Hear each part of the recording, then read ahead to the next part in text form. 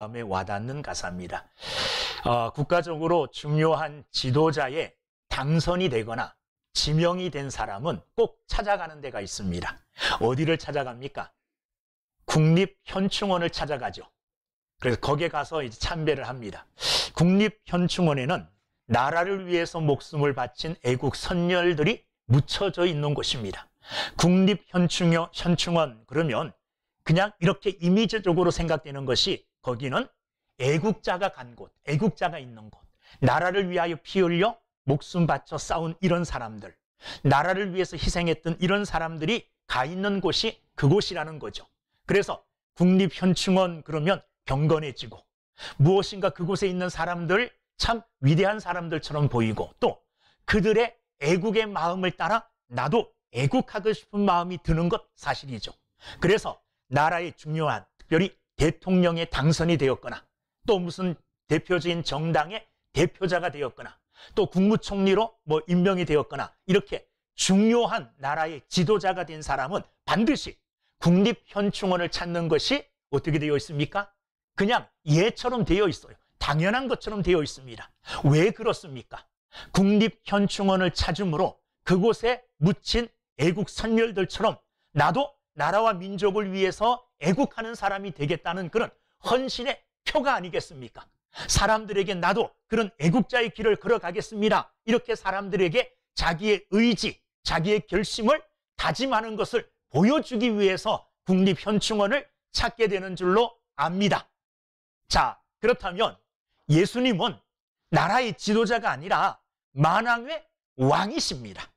마태복음 21장 1절부터 보면 예수님께서 드디어 예루살렘을 향하여 나오시다가 예루살렘 성에 입성을 하게 되십니다.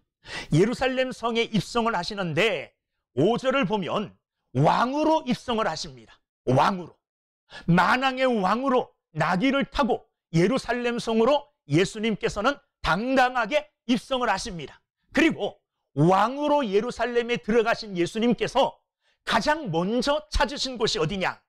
마치 대통령이 된 사람이, 나라의 중요한 지도자가 된 사람이 국립현충원을 찾듯이 예수님께서 예루살렘에 왕으로 입성하신 후에 가장 먼저 찾은 곳이 어디냐가 굉장히 중요합니다. 왜냐하면 예수님의 마음이 바로 거기에 가 계신다는 것 아니겠습니까? 어디를 찾으셨습니까? 성전을 찾으셨습니다. 성전. 성전은 하나님의 나라, 저 위에 있는 하나님의 나라가 이 땅에 임한 가장 대표적인 장소가 성전입니다. 그래서 우리는 성전을 바라보면서 하나님 나라를 성전을 통해서 알게 되어지는 것이죠. 이 땅에 있는 성전은 이 땅에 하나님 나라를 보여주는 대표적인 곳입니다. 그러므로 성전은 굉장히 중요한 곳입니다. 이스라엘 백성들도 이 성전을 굉장히 중요한 장소로 여겼습니다. 뿐만 아니라 이스라엘 백성들의 남자는 1년에 3번씩 반드시 성전에 올라가야 되는 책임, 이런 책임이 있어요. 그래서 1년에 3번씩 꼭 성전, 곧 예루살렘 성전에 올라가서 하나님 앞에 제사하는 이런 일을 남자들은 반드시 해야 됩니다. 성전은 이스라엘 백성들의 삶의 중심입니다. 이스라엘 백성들의 신앙의 중심이 어디냐 하면 성전입니다. 그러므로 이 성전은 굉장히 중요합니다. 예전부터 성전은 예루살렘에 서 있었어요. 그런데 예루살렘에 서 있었던 이 성전이 점점 그 성전의 기능을 잃어버리고 성전이 점점 타락하여 이제는 이름만 남은 성전이 되고 말았다는 겁니다. 하나님을 예배하고 하나님의 임재를 깨닫고 그 임재 앞에서 함께 하나님과 교제하는 거룩한 곳인 성전의 기능을 다 잃어버리고 성전에서 하지 말아야 될 일, 세상에서 하는 일들이 성전에 들어와 도리어 주인 노릇하고 있는 이런 모습이 오늘날 예수님 계시던 그 당시의 성전의 모습이었습니다. 예수님이 왕으로 예루살렘 성에 입성하신 후에 성전을 제일 먼저 찾았습니다. 그런데 예수님이 성전에서 본 모습은 상상하던 그런 거룩한 하나님을 만나는 그런 모습들이 아니었습니다. 그 성전이 어떻게 바뀌어 있었느냐? 오늘 말씀을 보면 12절, 예수께서 성전에 들어가사, 성전에 들어가셨어요. 성전에 들어가셨다는 말은 예수님의 마음이, 예수님의 중심이 성전에 있다는 거예요. 그리고 성전이 나타내 보여주는 하나님의 나라가 예수님의 가장 큰 관심거리였다는 것을 우리는 능히 예수님이 성전을 찾으신 것을 보고 짐작할 수 있습니다. 그런데 그 성전의 모습은 어떠했느냐? 12절, 성전에 들어가서 예수님이 보신 모습은 성전 안에서 매매하는 모든 사람들을 내쫓으시며 돈 바꾸는 사람들의 상과 비둘기 파는 사람들의 의자를 둘러 엎으시고, 예수님이 보신 모습이 뭐냐 하면 성전 안에서 매매하는 사람들, 돈 바꾸는 사람들, 뭐 비둘기 팔고 그리고 비둘기 파는 이런 사람들을 본 것이에요. 이 장사하는 사람들의 모습을 본 겁니다. 돈 바꾸는 모습을 본 겁니다. 이거는 세상에 나가 시장에 가야 볼 수 있는 그런 모습이에요. 그런데 세상에 속하여 있는 이 시장, 세속에 속하여 있는 세상에서 보는 모습을 어디에서 본 것입니까? 성전 안에서 본 것입니다. 성전 안에서. 그러니 예수님께서 이런 모습을 보시고 가만히 안 계셨습니다. 예수님은 거룩하신 하나님의 아들이시고 사랑의 예수님이세요. 그렇지만 하나님 앞에서 잘못된 것에 대하여는 참지 않으시는 거룩한 분노를 내시는 분이십니다. 죄에 대하여는 또 분노하시는 분이 예수님이세요. 그래서 성전 안에서 매매하는 사람들, 이 사람들을 다 내쫓았습니다. 돈 바꾸는 사람들의 상과 비둘기 파는 사람들의 그 의자들을 다 둘러 엎으시고 채찍으로 그들을 내치시며 성전에서 그들을 내쫓으셨다는 겁니다. 예수님이, 그 거룩하신 예수님이 오늘 보면 분노하시는 이런 모습을 우리가 볼 수 있습니다. 그런데 중요한 것은 뭐냐 하면 예수님의 이와 같은 성전을 향한 분노가 오늘 이 땅에 있는 많은 교회들에게도 예수님의 이런 분노가 임할 수 있다는 것, 이게 문제라는 겁니다. 우리가 오늘 이 시간 본문을 통해서 깊이 생각해 봐야 될 것은 예수님의 이와 같은 거룩한 분노가 예수님 당시에 성전을 찾았던 예수님이 그 성전을 향하여 행하였던 그런 모습이면 괜찮은데, 이와 같은 예수님의 분노하심이, 거룩한 분노하심이 오늘 이 땅에 세워진 거룩한 하나님의 백성들이 모여있는 교회에도 이런 예수님의 분노가 임할 수 있다는 겁니다. 임할 수 있다는 거예요. 자, 한번 생각해 봅시다. 예수님께서 오늘 세길교회 우리가 모인 이곳에 예수님이 오셨어요. 우리가 예배하는 모습을 보고 예수님께서 참 기뻐하시며 정말 거룩한 성전에서 하나님께 예배하는 모습이 아름답도다 이렇게 칭찬하시면 얼마나 좋겠습니까? 그런데 만약에 우리가 교회 안에서 생활하는 우리의 모습을 보시고 예수님께서 분노하시면서 상을 뒤엎은 것처럼 강대상을 뒤엎으시면서 의자를 뒤엎으시면서 우리를 이 거룩한 성전에서 내어쫓는다고 생각하면 섬찟합니다. 어떻게 할 수 없는 그런 정말 불안함을 느끼고 정말 우리의 슬픔이 아닐 수가 없습니다. 예수님의 이와 같은 진노가 임하지 않도록 우리는 올바른 교회의 모습을 갖추어야 될 줄로 믿습니다. 오늘 교회가 교회돼야지, 교회가 교회다운 교회가 되어야만이 하나님께 영광 돌리고 교회가 교회다운 직분을 감당하고 그 역할을 감당할 때에 교회를 통해서 하나님은 영광을 받으시는 겁니다. 그런데 교회라는 이름을 세워놓고 다른 일 하고 있으면, 다른 일, 제가 좋은 표현했습니다. 다른 짓, 이런 다른 짓 하는 사람들이 너무너무나 많아요. 이름은 교회예요. 그것도 번듯하게 장로교라고, 대한예수교 장로회라고 세워놓고 뭐 다른 교단 이름을 세우는 것도 많아요. 그렇게 세워놓고 교회에서 해야 되는 일들을 하지 아니하고 다른 엉뚱한 일들을 하면서 하나님의 영광을 가리는 이런 많은 교회들이 있습니다. 이런 교회에 오늘 예수 그리스도의 분노가 임할 수 있다는 것 우리는 기억해야 됩니다. 그리고 우리 교회는, 그리고 세상에 세워진 많은 교회가 예수 그리스도의 거룩한 분노가 아닌 예수님의 칭찬 듣는 교회가 돼야 될 줄로 믿습니다. 그렇다면 교회가 교회다워지고 교회가 교회 역할을 감당하며 주님을 기쁘시게 할 만한 교회가 되기 위해서는 어떠해야 될까? 어떠해야 될까? 오늘 말씀을 통해서 몇 가지 살펴보면서 우리 교회를 교회다웁게 만들어 나가는 일에 저와 여러분들이 스스로 앞장서서 힘쓸 수 있는 귀한 사람들 다 되시기를 주님의 이름으로 축원합니다. 첫 번째, 교회가 진정한 교회 되게 하기 위해서는 어떻게 해야 되느냐? 교회의 본질을 잘 알고 그 본질을 생명으로 지키고 그 본질을 지켜나가는 일에 힘쓰는 교회가 돼야 돼요. 교회가 해야 될 일, 본질적으로 해야 될 일이 있다는 거죠. 그 본질을 잘 지키고 잘 알고 그것을 행하여 나갈 때에 교회는 교회다운 교회가 되게 되는 줄로 믿습니다. 오늘 말씀을 보면 예수님께서는 성전을 뭐라고 그랬느냐? 13절, 그들에게 이르시되 기록된 바 내 집은 기도하는 집이라, 이렇게 말씀하셨습니다. 만민이 기도하는 집이라고 예수님께서는 말씀하셨는데, 기도하는 이런 집을 지금 예수님 당시의 성전, 예수님 당시에 그 사람들은 성전을 기도하는 집으로 계속 발전시키고 계속 만들어간 것이 아니라 변질시켰어요. 어떻게 변질시켰습니까? 기도하는 집이 아니라 장사하는 집으로, 돈 바꾸는 집으로 이렇게 변질시켰습니다. 하나님께 영광 돌리는 곳이 아닌 자기들의 이익을 추구하는 장소로 바꾸어버렸다는 겁니다. 왜 성전이 이렇게 되었습니까? 성전이 이렇게 된 이유가 있습니다.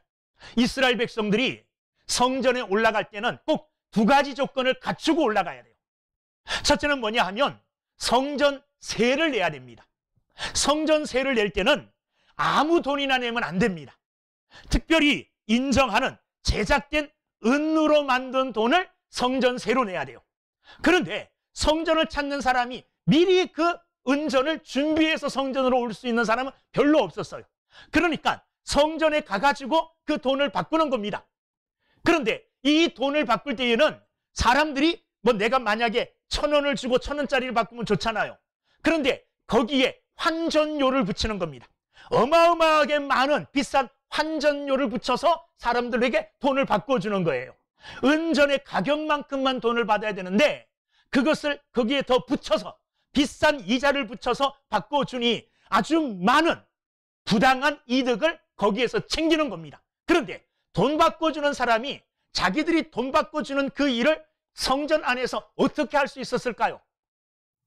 자기들이 하고 싶다고 하는 게 아니거든요. 거기는 진짜 아무것도 안 해도 그냥 저절로 돈 버는 장소잖아요. 그러니까 그 자리 하나 차지하려면 누구에게 잘 보여야 될까요?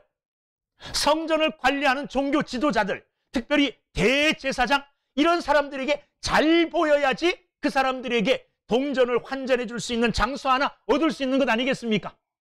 그러면 그 사람들에게 그 자리를 하나 딱 내줄 때 대제사장은 빈손으로 내주겠습니까?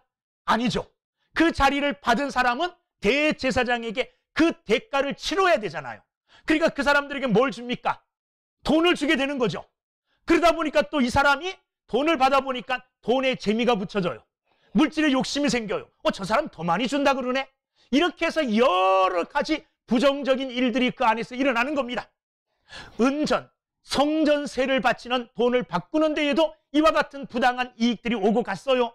또 하나, 은전을 갖고 성전세를 낼 뿐만 아니라 하나님 앞에 제사 드릴 희생 제물을 가져가야 돼요.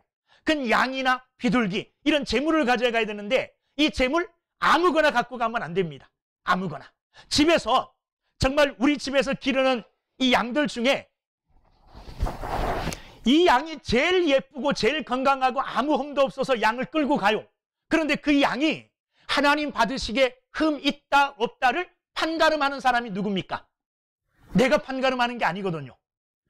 성전에 있는 종교 지도자들, 특별히 대제사장 이런 사람들이 보고 이거는 흠 없다, 하나님이 받으시기에 합당한 제물이다 아니다 판가름해요. 그러니까 집에서 아무리 좋은 제물을 끌고 왔더라도 아니다 그러면 이건 못 바치는 거예요. 어떻게 해야 됩니까? 거기서 이미 제사장들의 허락을 받은, 제사장들이 이거는 제물 드리기에 합격입니다, 흠없는 제물입니다 하고 합격한 것, 비둘기, 양 이런 제물을 딱 모아놓고 이거는 제사장들이 이미 흠없다고 합격 준 겁니다. 그거 비쌀까요 안 비쌀까요? 비싸죠. 이거 굉장히 비싼 거예요. 다시 가서 검사받을 필요가 없는 검사된 것, 이거 살라 그러니 돈이 또 많이 들어요. 몇 배로 또 이득을 붙여서 팔게 되는 겁니다. 거기에 또 많은 돈이 왔다 갔다 하고 많은 이익을 추구하는 사람들이 생겨나요. 그러다 보니까 이게 또 종교 지도자들, 대제사장, 서기관들, 바리새인들 이런 사람들과 관계없는 것이 아니라 이런 모든 돈이 이 종교 지도자들하고 연관이 되게 돼 있어요. 그러다 보니까 성전 전체가 하나님 앞에 기도하는 이 주 목적, 주 본질적인 목적, 이것을 잃어버리고 이것은 다 온데간데 없어져 버리고 그들의 진짜 목적은 다른 것으로 변질돼 버린 겁니다. 뭐로요? 성전세를 핑계로 삼아서, 하나님 앞에 제사 드리는 재물을 핑계로 삼아서 얼마 벌 것이냐, 눈이 벌게져 가지고 재물에, 돈에 욕심이 끌린 이런 사람들이 다 모여있는 정말 도둑의 13절 예수님이 말씀하셨듯이 강도들이 모여있는 소굴처럼 돼버리고 말았다는 것입니다. 무엇이 그렇게 만들었습니까? 인간의 욕심, 세상적인 물질에 대한 인간의 욕심이 기도해야 되는 곳, 하나님 앞에 기도하는, 하나님을 만나는 거룩한 장소 성전을, 그 기능을 바꿔버렸다는 겁니다. 성전의 본질적인 기능은 다 상실해버리고 세상의 것들이 다 들어와서 주인 노릇하고 앉아 있었다는 겁니다. 이것을 보고 예수님이 화를 내지 않을 수가 없는 거예요. 그래서 상을 뒤엎어버리고 거기에 서서 매매하고 장사하는 사람들을 다 성전에서 내쫓아버리신 겁니다. 사랑하는 여러분들, 교회는 교회가 해야 될 본질적인 게 있습니다. 교회가 해야만 하는 것이 있어요. 교회가 해야 될 일 무엇입니까? 첫째는 교회는 하나님의 말씀이 선포되어지는 곳이 교회여야 됩니다. 이게 교회의 본질적인 사역이에요. 오늘 말씀 16절을 보면 16절, 예수께 말하되 그들이 하는 말을 듣느냐? 예수께서 이르시되, 자, 예수님이 성전에서 찬양하는 사람들을 보고 노하는 사람들에게 저 사람들이 성전에서 찬양하는 것 보고 어린아이들이 찬양하는 것 보고 노하고 있습니다. 그랬더니 예수님께서 뭐라 그러시느냐? 그들에게 그렇다, 어린 아기와 젖먹이들의 입에서 나오는 찬미를 온전하게 하셨나이다 함을 너희가 읽어본 일이 없느냐? 이것은 하나님의 말씀이에요. 시편 8편 2절을 예수님이 인용하신 겁니다. 성전에서는 어떤 문제이든지 간에 또 어떤 일이 있든지 간에 하나님의 말씀이 성전을, 교회를, 또 성도들을 지배하고 다스리고 이끌어 나가는 것이 교회의 본질적인 사역이고 사명이에요. 그러므로 교회는 늘 변질되지 아니하는 하나님의 진리의 말씀이 진리의 말씀대로 바르게 선포되어지는 곳이어야 돼요. 말씀이 사라진 교회는 교회가 아니에요. 말씀이 변질된 곳은 교회가 아니에요. 그것은 교회라는 이름을 놓았을지라도 예수님이 오시게 되었으면 분노하는 만한 그런 교회입니다. 교회는 가장 먼저 하나님의 말씀이 살아있고 하나님의 말씀이 말씀대로 선포되어지는, 바르게 선포되어지는 곳이어야 됨을 저와 여러분들이 믿으시기를 주의 이름으로 축원합니다. 그래서 우리는 하나님의 말씀을 뜨겁게 사랑해야 돼요. 사모해야 돼요. 하나님의 말씀을 들을 때 그 말씀을 사모함으로 아멘 하고 받을 줄 알아야 돼요. 그리고 그 말씀이 옳은가 옳지 않은가 늘 기도하면서 분별할 수 있는 지혜를 가지고 하나님의 말씀을 들어야 돼요. 저 말씀이 성경을 빙자하되 하나님의 말씀이 아니고 하나님의 뜻이 아니면 과감하게 아니라고 말할 수도 있어야 돼요. 아니, 목사님이 말씀하시고 하나님의 말씀이랬는데 그냥 믿어, 무조건 그렇게 믿는 거, 그게 상책은 아니에요. 믿되 바르게 분별하며 믿는 지혜로운 사람들이 되기를 주의 이름으로 축원합니다. 그래서 교회의 가장 첫 번째는 하나님의 온전한 말씀이 말씀 그대로, 진리 그대로 선포되어지는 이 본질적인 사역을 교회는 지켜나가야 됩니다. 끝까지 지켜나가야 돼요. 다른 모든 교회들이 말씀을 떠날지라도, 말씀 증거하는 거 사람들이 듣기 싫어하고 지루한 시간이기 때문에 설교 시간은 빼버려. 우리도 빼야 될까요? 우리는 안 해야 된다는 겁니다. 우리는 이 본질적인 사역을 굳게 붙잡고 생명 다하여 이 사역을 지켜나가는, 본질적인 교회의 사명을 지켜나가는 이런 귀한 교회가 돼야 될 줄로 믿습니다. 두 번째 교회의 본질적인 사역은 뭐냐 하면 기도하는 곳입니다. 예수님이 실제적으로 직접적으로 내 집은 기도하는 집이다, 이렇게 말씀하셨어요. 교회는 성도들이 하나님 앞에 부르짖어 기도하는 곳이에요. 말씀과 기도, 이것은 하나님과의 거룩한 교제의 방편입니다. 우리는 말씀을 통하여 하나님의 음성을 듣죠. 그죠? 그리고 우리는 기도를 통하여 하나님께 내 음성을 들려드려요. 내 뜻을 또 전하여 드려요. 말씀과 기도, 이것은 거룩하신 하나님과 또 우리 성도된 우리가 교제하는 방편입니다. 그러므로 우리는 늘 하나님 전에 나와 하나님 앞에 기도하는 사람들이 돼야 됩니다. 내가 이렇게 살고 있나이다. 하나님, 이런 것이 너무 힘들고 어렵습니다. 하나님 도와주시옵소서. 이 모든 것들을 하나님은 성전에서 우리의 기도를 통하여 듣기를 원하고 계신다는 것, 여러분 잊지 않기를 주의 이름으로 축원합니다. 코로나19 때문에 너무너무나 영적으로 갈증을 느낍니다. 갈급해요. 정말 우리 성도들하고 둘러앉아서 손을 맞잡고 막 눈물 뿌리며 부르짖으며 기도하고 싶은 이런 여기에서 영적 욕구가 막 일어나지만 코로나19 때문에 그렇게 하지 못해서 너무 답답해요. 빨리 이 모든 것이 지나가고 우리 모두가 정말로 두 손 잡고 정말 부둥켜 안고 눈물을 뿌리며 간절하게 하나님 앞에 부르짖어 기도하는 그날이 속히 오게 되기를 간절히 소망합니다. 왜? 교회는 그런 일들을 해야 돼요. 그 일 하지 않으면 교회는 죽어가요. 그 일 하지 않으면 교회는 병들어가요. 말씀 듣지 않고 기도하지 않으면요, 교회는 병들어가게 돼 있어요. 교회는 약해져 가게 돼 있어요. 교회는 기도하는 곳입니다.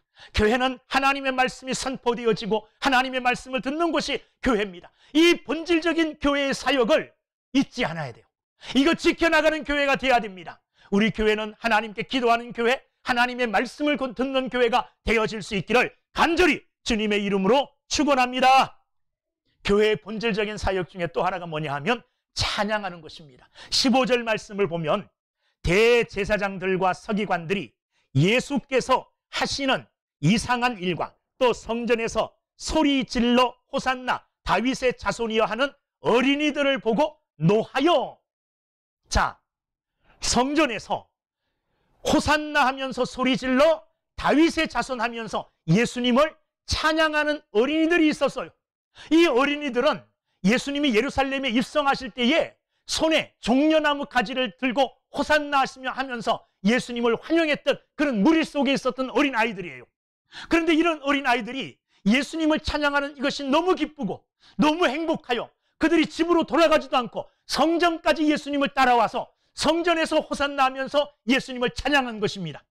그런데 이 찬양 소리가 껄끄럽게 들린 사람들이 있었다는 거죠. 누구였습니까?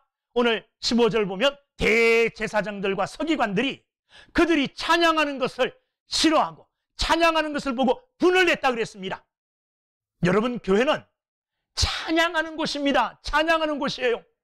어린아이들이 와서 마음껏 하나님을 찬양하는 곳, 학생들이 나와서 마음껏 하나님을 찬양하는 곳, 청년들이 나와서 마음껏 하나님을 찬양하는 곳, 성도들이 나와서 마음껏 하나님을 찬양하는 곳이 교회가 돼야 될 줄로 믿습니다.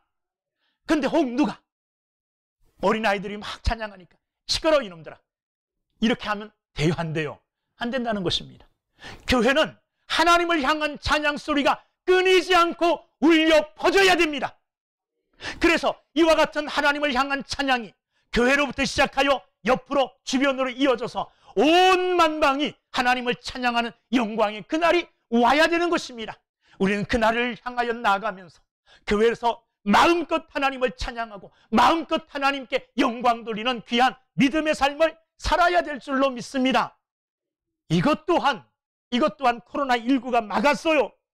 그래서 우리의 신앙이 지금 이렇게 답답하고 컬컬한 것입니다. 마음껏 찬양해야 되는데 지금 여러분들 마스크 썼잖아요. 그리고 함께 모여서 마음껏 찬양하지 못하잖아요. 성가대도 지금 못 쓰고 있잖아요. 성가대도. 지난번에 어떤 목사님을 만났는데 성가대 서다가 어떤 교회가 걸렸대요. 그래서 벌금을 300만인가 얼마 물어야 된다는 거예요. 그 이야기를 듣고 어떤 교회 목사님은 나는 그렇게 안 해. 어떻게 하는데 그랬더니 성가대 자리에 이렇게 앉아 있는데 성가대 가운은 안 입고 있대요. 누가 와서 이렇게 보면 우리 성가대 아니야. 그냥 이렇게. 그 잘하는 건지 못하는 건지 잘 모르겠어요. 네? 그러나 어쨌든 지혜롭게 했다고 말할 수 있나? 어떨지 모르겠는데 성가대가 마음껏 찬양도 못하는 시대잖아요. 얼마나 답답합니까? 그러나 교회는 찬양해야 되는 곳임을 잊지 않고 있어야 됩니다. 비록 지금은 코로나19로 인하여 우리가 자제하고 절제하고 있지만 우리의 가슴 속에 하나님을 향하여 찬양하고 싶은 열망은 식어지지 않아야 돼요. 어디에서든지 찬양해야 됩니다. 어디에서든지요. 저는 오늘 기분이 굉장히 아침에 좋았습니다. 왜 좋았느냐 하면 새벽 예배 끝나고 가서 잠깐 잠이 들었어요. 근데 그때 예배 시간이었어요. 성가대가 막 찬양을 하더라고요. 야, 우리 교회 성가대가 이렇게 웅장했고 장엄했나 하고 성가대를 보면서 막 은혜를 받는 이런 꿈을 꾸다가 깼어요. 그날이 빨리 왔으면 좋겠어요. 얼마나 마음에 소망하며 꿈에서도 찬양하는 꿈을 꿀까요? 여러분, 우리는 하나님을 찬양하는 것, 성도의 바른 도리임과 동시에 교회가 해야 될 본질적인 사역임을 잊지 말아야 될 줄로 믿습니다. 또한 교회가 본질적으로 해야 될 사명은 뭐냐? 14절 말씀. 맹인과 저는 자들이 성전에서 예수께 나옴에 고쳐주시니, 교회는요, 세상을 치료하는 이런 본질적인 사역을 감당하는 곳이 돼야 돼요.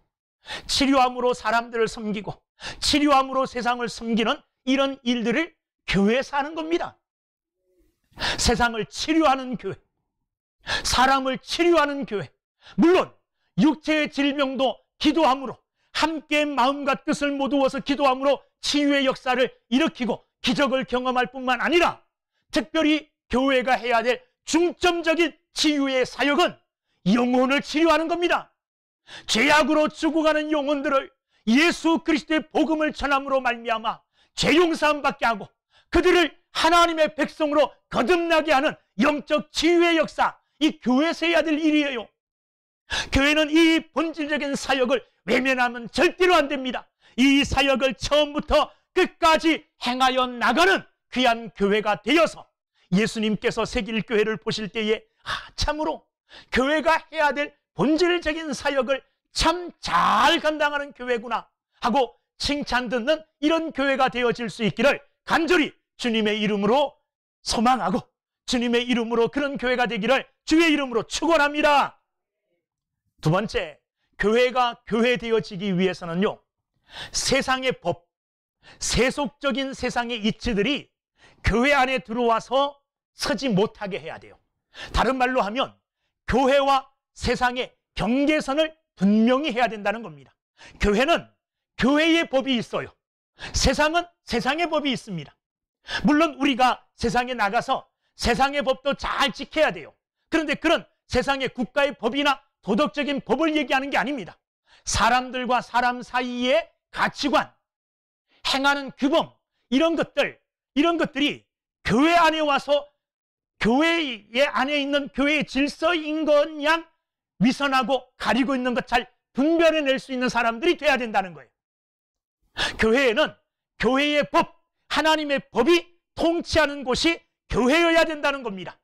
그런데 그렇지 못할 때 세상의 법이 들어와 세상과 똑같은 이런 법으로 교회가 운영되어져 간다면 교회는 교회다운 교회가 될 수가 없다는 것입니다. 자, 아까 말씀드렸던 교회 안에서 어린 아이들이 찬양하는 것을 보고 대제사장들과 서기관들이 노했다 그랬어요. 노한 이유가 뭘까요? 노한 이유가 이들이 찬양하는 것을 인정하게 되면 예수님이 메시아라는 것을 인정하게 되는 거죠. 예수님이 메시아라는 것을. 예수님이 메시아시라면, 예수님이 구원자라면 그들도 예수님을 구원자로 섬기고 따라야 돼요. 그럴 때에 그들에게 주어지는 가장 큰 손해는 뭐냐 하면 이때까지 성전 안에서 그들에게 주어졌던 부당한 이익들, 이것들을 포기할 수 있는 결단이 있어야 되는데 이건 도저히 포기할 수 없는 유혹이에요. 그러니 예수 그리스도를 절대로 메시아로 인정을 할 수 없는 겁니다. 메시아로 인정을 하면 인정하는 순간 자기의 이때까지의 모든 잘못된 것을 인정함과 더불어 자기가 누리던 모든 이익들을 다 빼앗기게 되는 이런 일들이 일어나요. 그렇기 때문에 어린아이가 예수님을 찬양하는 이것을 그들이 못마땅하게 여겼을 뿐만 아니라 분하게 여길 정도, 분하게. 이건 뭐냐 하면 곧 예수 그리스도를 메시아로 인정하지 못한다는 것. 즉 그들은 이미 세상 법칙, 세상 규칙에, 세상 규정에, 세상 가치관에 물들어 있고 찌들어 있는 상태에 있었다는 겁니다. 그들을 지배하는 것은 영적 법칙이 아닙니다. 하나님께서 약속해 주신 메시아가 오셨고 그 메시아로 더불어 구원받는 이와 같은 메시아를 통한 하나님의 구원, 이걸 인정하지 않아요. 이건 교회 안의 법이죠. 이건 영적 가치예요. 그런데 이런 영적 가치를 인정함과 동시에 세상 가치를 다 잃어버리니 이것 인정하지 않고 세상 가치를 붙들고 살겠다는 말이에요. 세상 질서를 붙들고 살겠다는 말이에요. 세상 사람들과 똑같은 조건 속에서 똑같은 것을 구하며 틀림이 없는, 그들과 다를 바가 없는 그런 삶을 살겠다는 그들의 마음의 결심이에요. 그게 성전 안에서 어린 아이들을 찬양하는 것을 보면서 분을 냈던 그들의 태도의 속 중심에 있는 진정한 의미와 뜻입니다. 그들은 이미 세상 가치, 세상 원리, 세상 규범에 얽매였고 또 거기에 완전히 물들어 있었던 사람입니다. 자, 말씀을 보면 어떤 세상 가치관에 그들이 물들어 있고 거기에 완전히 얽매여 있느냐? 첫째는 세상에서 가장 중요하게 여기는 게 뭐냐? 세상은 돈의 가치를 굉장히 중요하게 여깁니다. 돈이 최고라는 거죠, 돈이. 그래서 성전 안에서 지금 돈 벌려고 길을 쓰는 거 아니겠습니까? 이 돈이 최고라는 세상의 가치가 교회까지 들어오면 안 된다는 거죠. 교회에서도 돈이 최고입니까? 이렇게 얘기한다면 교회 안에서 세상의 가치가 주인 노릇하는 거예요. 교회는 돈이 최고가 아닙니다. 아무리 돈 많은 사람이 왔어도 그의 믿음이 올바르지 않다면 그는 바르게 쓰지 않은 사람이에요. 아무리 돈 많은 사람이 교회에 있어도 돈 때문에 모든 사람들이 그에게 굽실거리면 안 되고 그를 따르면 안 되는 거예요. 아무리 돈 많은 사람일지라도 그의 믿음이 바르지 못하면 그를 따르면 안 되는 거죠. 비록 돈이 없고 가난할지라도 올바른 믿음의 삶을 사는 그런 청렴한 사람, 이런 사람의 믿음을 우리는 따라야 돼요. 이게 교회 안의 가치관이에요. 그런데 교회 안에서도 이미 많은 교회들이 진리보다는 이 돈을 따르는 데에 익숙해진 사람들이 많아요. 교회 안에서도. 그리고 교회 안에서도 돈을 따라 행동하는 사람들, 돈을 따라 여기 갔다 저기 갔다 하는 사람들이 많다는 겁니다. 이건 세상 가치예요. 여러분, 교회 안에서의 가치는 돈이 아닙니다. 하나님을 향한 신실한 믿음이에요. 하나님을 향한 신실한 믿음뿐만 아니라 하나님의 은혜가 가장 큰 가치입니다. 하나님의 은혜가. 그런데 하나님의 은혜보다는, 영적인 가치관보다는 세상의 물질의 가치를 최우선으로 여기는 세상의 가치가 교회에 들어와 있다면 그 교회는 예수님의 진노를 받아 마땅한 교회가 되고 말 겁니다. 두 번째 살펴보면, 돈을 위해서라면, 돈이 최고니까 돈을 위해서라면 이 서기관들과 이 대제사장들이 뭐합니까? 불법을 행하는 거죠. 불법을 행할 때에 뭘 사용합니까? 자기의 권력을 사용합니다. 대제사장으로서, 서기관으로서 가지고 있는 그 권한, 그 권리를 사용하여 돈을 버는 데에 열심을 내는 거예요. 아주 눈이 벌게진 거죠. 아무것도 안 보이는 거예요. 돈을 벌기 위해서는 수단 방법을 가리지 않는 것, 이게 세상의 가치고 세상 사람들이 흔히 하는 방법이에요. 물론 모든 사람들이 그렇다는 건 아니에요. 대체적으로 그렇다는 겁니다. 그러나 교회에서는 그러면 안 된다는 겁니다. 교회에서는 권력이 지배하는 곳이 되면 안 돼요. 교회에서는 높고 낮음이 없습니다. 보통 사람들, 믿음의 깊이에 들어가지 못한 사람들은 교회를 계급으로 보는 사람들이 있습니다. 평신도, 그 다음에 서리 집사님, 그 다음에 안수 집사님. 여기서 조금 사람들이 갸우뚱해요. 안수 집사님이 높을까? 권사님이 높을까? 잘 몰라요, 이건. 사실 높고 낮은 없어. 근데 여기서 사람들이 누가 요거 좀 갸우뚱하다가 그 다음에 장로님, 그 다음에 목사님, 이렇게 순서적으로 계급이 있는 줄 알아요. 교회는 계급이 없습니다. 교회는 인간적인 권력이 행사하는 곳이 아닙니다. 도리어 교회는 직분을 받으면 직분을 받은 것만큼 더 낮아져야 되고, 직분을 받은 것만큼 더 겸손해져야 되고, 직분을 받은 것만큼 더 겸손한 자리에 서는 곳이 교회여야 됩니다. 세상은 높은 자리에 앉고 많은 권력을 가지면 그 권력을 행사해서 그 권력을 통하여 자기의 부를 취하든지 자기의 이득을 취하는데, 교회는 도리어 내가 가진 어떤 힘이 있다면 이 힘을 가지고 사람들을 섬기는 곳에 쓰는 곳이 교회여야 됩니다. 이게 교회의 가치관이에요. 이런 가치관이 교회에서 무너져 버리면 그 교회는 또 교회답지 못한 곳이 되어지는 겁니다. 마지막으로 한번 살펴볼 것은, 자, 15절 뒤에 보면 어린이들을 보고 노하여, 어린이들을 보고 노했다 그랬어요. 눈으로 볼 때 어린이들은 약하죠. 눈에 드러난 것으로, 보여지는 것으로 그 사람들을 판가름하는 겁니다. 어린 아이이기 때문에 저들은 내 마음대로 해야 할 수 있는 나보다 훨씬 못난 자라고 판단하는 거예요. 눈으로 볼 때 저 사람은 나보다 가난하기 때문에, 눈으로 볼 때 저 사람은 나보다 못 배웠기 때문에 내가 함부로 할 수 있다.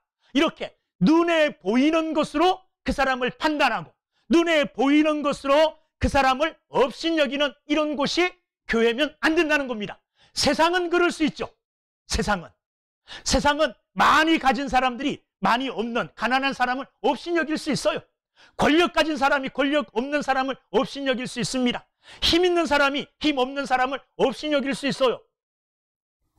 가끔 가다 저도 저보다 덩치 큰 사람 앞에 가면 좀 주눅이 들어요. 이렇게 힘이 지배하는 곳이 세상이라면 교회는 그러면 안 되죠. 교회는 어린 아이들이 도리어 대접받는 곳이어야 되죠. 약한 자들을 높여주는 곳이 교회여야 돼요.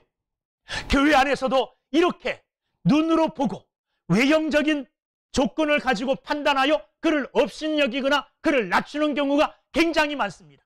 목사님들 사이에도 이런 일들이 있을 수 있어요. 큰 교회에서 목회하시는 분들은 좀 사람들이 대단하게 보이고, 농촌교회나 시골교회나 좀 약한 교회에서 헌신하시는 섬기는 이런 목사님 좀 업신여기 이런 경향이 있을 수도 있어요. 다 그렇다는 거 아니고 그런 사람들이 있을 수 있어. 뭐로 판단하는 겁니까? 외모로 판단하는 거예요. 외모로 판단하고 보이는 것으로 판단하여 그의 진짜 가치를 모르고 그를 업신여기거나 그를 진단하는 거죠. 여러분, 교회에서는 그러면 안 된다는 거예요. 교회에서는 그 한 사람의 가치, 그 영혼을 소중하게 여기는 겁니다.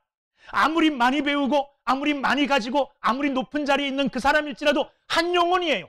하나님 보시기에 작고 연약한 사람일지라도 그 사람도 한 영혼이에요. 하나님이 보실 때에는 똑같을까요? 다를까요? 하나님이 보시기엔 똑같아요. 이런 시선이, 이런 가치관이 교회에 다니는 사람들, 또 교회 안에서는 이런 가치관이 적용이 돼야 돼요. 적용이. 그런데 우리 보면 어떻습니까? 우리 안에 만만한 사람은 업신여기고 또 뭐 업신여기서는 안 될 사람들은 좀 조심하고 이러면 안 된다는 거죠. 모두를 같은 마음으로 존귀하게 여기고 같은 마음으로 소중하게 여기는 믿음의 사람들이 되기를 주의 이름으로 축원합니다. 특별히 오늘 말씀에서 적용할 수는 없지만 제가 평상시에 느끼는 것은 영적인 것, 하나님을 섬기고 예배하는 이 신앙적인 가치관보다 개인적인 감정을 우선시하는 사람들이 많아요. 개인적인 감정도요, 신앙보다 우선되어지면 안 되는 것입니다. 개인적으로 좀 기분 나빠요. 그런데 기분 나쁨이 신앙보다 앞서는 사람들, 이 기분 나쁘기 때문에 나 오늘 교회 예배 안 드려버려, 나 내 직분 안 맡아, 기분 나쁘다고. 이거 중요한 것입니다. 내가 기분이 아무리 나쁘더라도, 내가 참 사람들에게 많이 무시를 당하더라도, 그래도 그 자리에서 하나님을 바라봐야죠. 하나님을. 내 기분 나쁜, 기분 감정 상한 이것 때문에 믿음을 내버린다면 여러분 정말 중요한 보석 덩어리, 이거를 아주 쓸데없는 쓰레기와 바꾸는 이런 어리석은 사람이에요. 무슨 말씀인지 아시겠습니까? 우리의 최고의 가치는 하나님을 예배하는 것이요, 우리의 최고의 가치는 하나님의 은혜 속에서 서로 사랑하며 내 자신을 비우며 나보다 못한 사람들, 오히려 어린아이와 같은 자들을 섬기고 저들을 위하여 봉사하고 저들의 종로로 타는 것, 이게 나의 가장 큰 가치관이 돼야 돼요. 이게 교회의 가치관입니다. 교회에서는 이런 가치관을 찾아볼 수 있어야 됩니다. 주님이 오셔서 교회를 보니 이런 영적 가치관이 앞서 있고 우선되어지는 정말 하나님 나라와 같은 곳이라면 예수님이 오셨다가 박수 치실 겁니다. 야, 세길교회 멋지다. 멋지다. 멋지다. 정말 교회다운 교회다. 성도다운 성도들이 모인 곳이다. 이렇게 주님의 칭찬 듣는 아름답고 멋진 교회를 우리 함께 만들어가기를 힘쓸 수 있기를 주님의 이름으로 축원합니다. 기도하